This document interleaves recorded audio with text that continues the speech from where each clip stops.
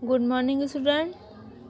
Class 6 subject science chapter 2 है हमारा food components and nutrition, यानी भोजन में जो पोषण है उसका कंपोनेंट्स यानी कि उसके किस प्रकार से वो उसमें क्या क्या होना चाहिए।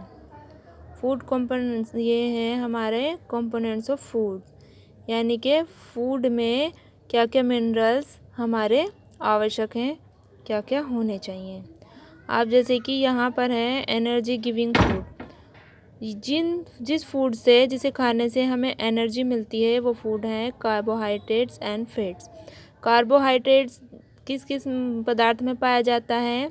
कार्बोहाइड्रेट्स हरी पत्तेदार सब्जी और राइस यानी चावलों वगैरह में पाया जाता है।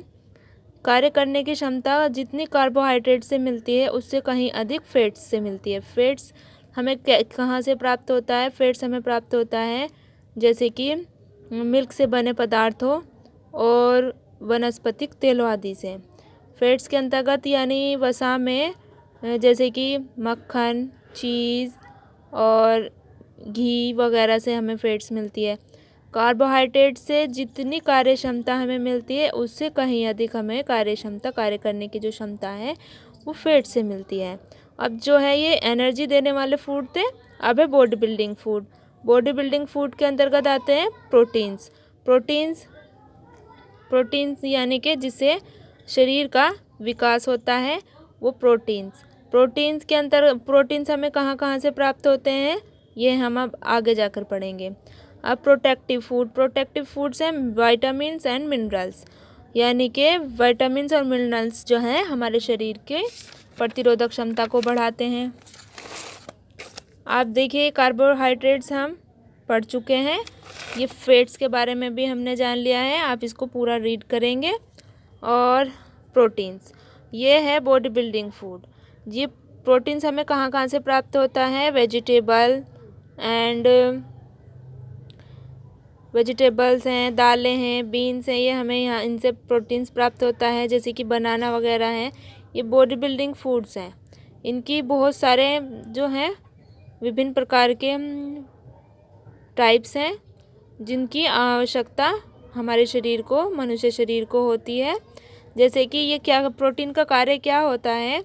ये सेल्स को बनने में दोबारा से रिप्लेस करने में सहायक होते हैं और ये हमें हमारी जो बॉडी है उसकी इम्यूनिटी पावर को बढ़ाते हैं और जो है रेगुलर लेने से हमारे शरीर फंक्शन जो है प्रोटीन का ये हमारे यानी कि हमारे शरीर के फंक्शन को ठीक प्रकार से चलने में कार्यरत होते हैं। अब जाते हैं vitamins are a group of nutrients, यानी कि पोषण का एक ग्रुप है वाइटामिन्स, जो हम जिसकी आवश्यकता हमारे शरीर को बहुत ही कम मात्रा में होती है, यानी कि ये प्रॉपर वर्क करता है हमारी बॉडी में, यानी कि डाइट में भी इसकी कुछ ही मात्रा हमें चाहिए होती है।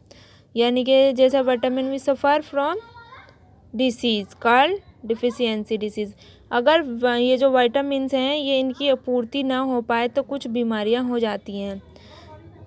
At the time vitamins chemical composition were not known, जैसे कि ये हमें पता है कि जो अल्फ़ाबेट के हिसाब से विटामिन्स के नाम रख दिए गए हैं, जैसे vitamin A, vitamin B, vitamin C, vitamin K और डी। अब ये हमारा एक चार्ट है या विटामिन ई, इसके स्रोत क्या क्या हैं, कहाँ से ये हमें प्राप्त होता है? ये है leafy vegetable and carrot, fish, liver oil. Vitamin B complex group vitamins green vegetables, eggs, milk, whole cereals and sea food.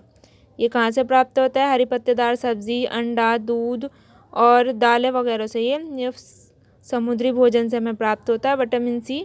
Vitamin C खट्टे पदार्थों में अक्सर पाया जाता है, जैसे आंवला और लाइम, नींबू, टमाटर और गवावा वेजिटेबल्स कुछ जो खट्टी होती हैं। अब है विटामिन डी हमें कहाँ से प्राप्त होता है? मिल्क, अंडा और फिश लिवर ऑयल, यानी कि फ़िश के लिवर का ऑयल होता है एक, और ये हमारे स्किन को भी अच्छे बनाते हैं। अब है विटामिन के। विटामिन के पाया जाता है स्पिनच एंड कैबेज और सोयाबीन ऑयल में। अब आ जाता है हमारा मिनरल्स। मिनरल्स क्या होते हैं? इम्पोर्टेंट होते हैं बॉडी फंक्शन के लिए। Various body function they are required in small quantities and obtain from the food we take in. Mineral जो हैं इसकी बहुत ही कम मात्रा हमें चाहिए होती है हर दिन, यानी कि रिच सोर्सेज है मिनरल्स का मिल्क। यदि मनुष्य हर दिन एक ग्लास ये मिल्क ले लेता है तो उसे मिनरल्स की कमी जो है उसकी पूरी हो जाती है। Okay students. और ग्रीन लीफी वेजिटेबल्स, दालें, मीट और एग, ये इनसे सभी मिनरल्स मिल जाते हैं। ये कैल्शियम पाया जाता है और फॉस्फोरस, इसकी रिक्वायर जो है हमारी हड्डियों को मजबूत बनाने में होती है मिनरल्स की। तो अब है हमारा यहाँ पर एक टेबल है जिसमें आ जाता है मिनरल्स। मिनरल्स क्या है? आयरन।